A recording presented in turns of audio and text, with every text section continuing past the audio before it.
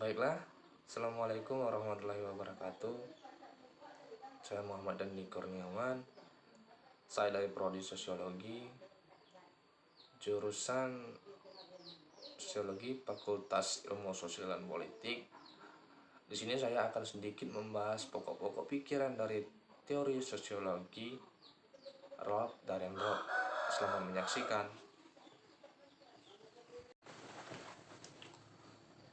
Oke, kita masuk ke teori konflik Rolf Dahrendorf.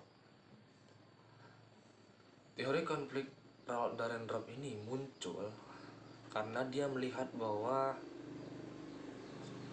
struktural fungsionalisme itu kurang memperhatikan fenomena konflik dan masyarakat.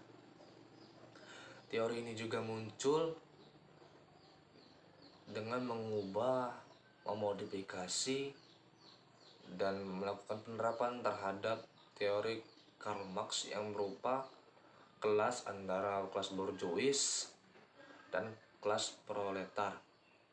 Kemudian juga Dahrendorf menjadikan acuan bahwa distribusi dan otoritas itu merupakan salah satu penyebab konflik.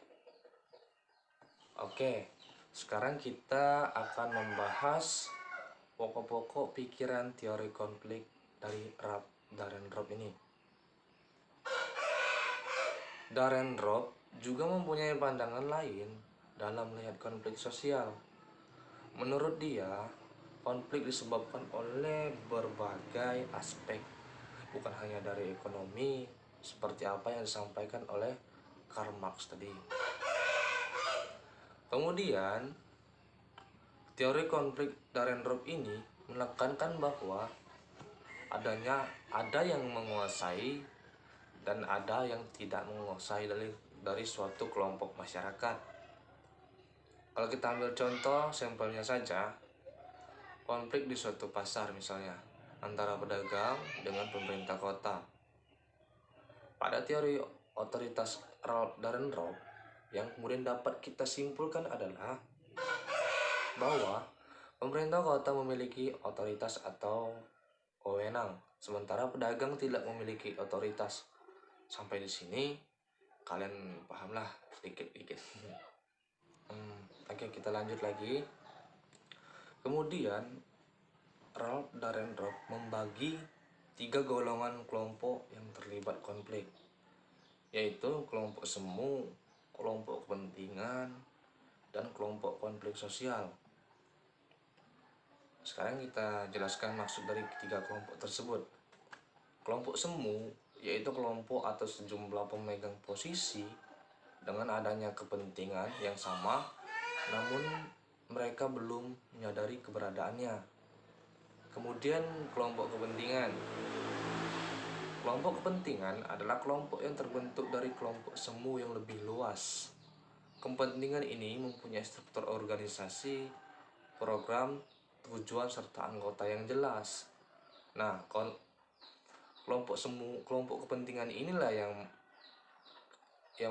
menjadi sumber nyata timbulnya konflik dalam masyarakat. Kemudian itu kelompok yang terakhir, yaitu kelompok konflik sosial. Kelompok ini muncul karena kepentingan dari dua kelompok tersebut.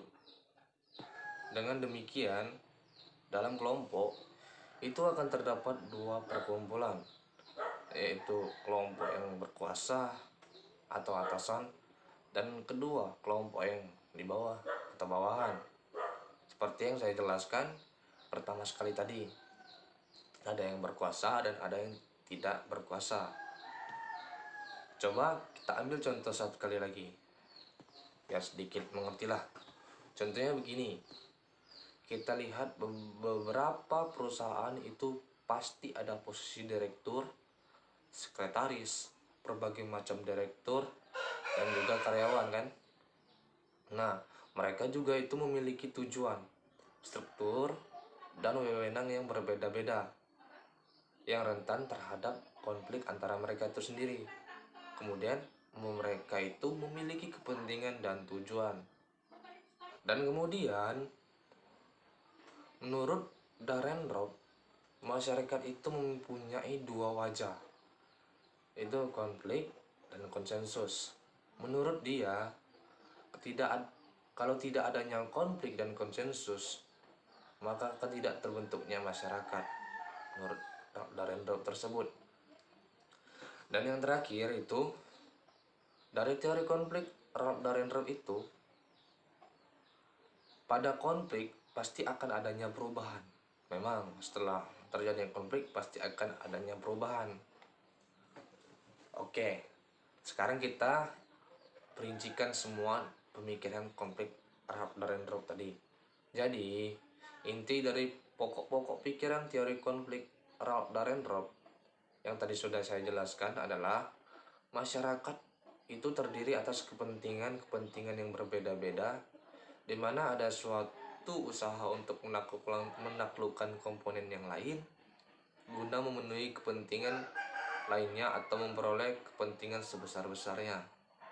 Itulah inti dari pokok-pokok pikiran dari teori konflik Dahrendorf. Terima kasih.